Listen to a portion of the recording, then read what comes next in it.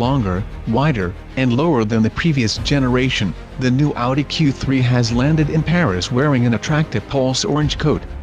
The Q3, Audi's former entry-level crossover, Q2 has taken its place, has made its public debut this week at the Paris Motor Show with a significantly different exterior design and a tech-laden interior. It represents a vast departure from the previous generation and aims to profit from the crossover craze the automotive industry is currently enjoying. To avoid clashing with the smaller Q2, Audi has stretched the new Q3 by 96mm, 3.8 in, and has widened it by 18mm, 0.7 in.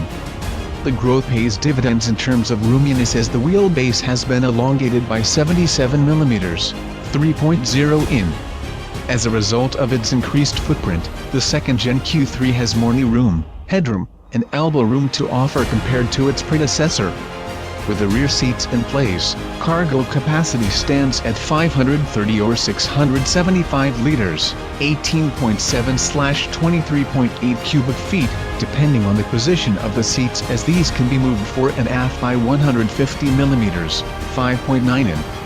Fold them and you get a cargo volume of 1,525 liters, 53.9 cubic feet. The revamped Q3 embraces Audi's new design language seen first on the flagship A8 before trickling down to the A7 Sportback and the A6 Sedan/Avant.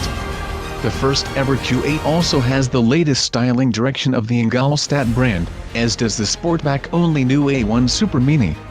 It's not the only new crossover Audi has on display these days in Paris, as the SQ2 is also celebrating its public debut.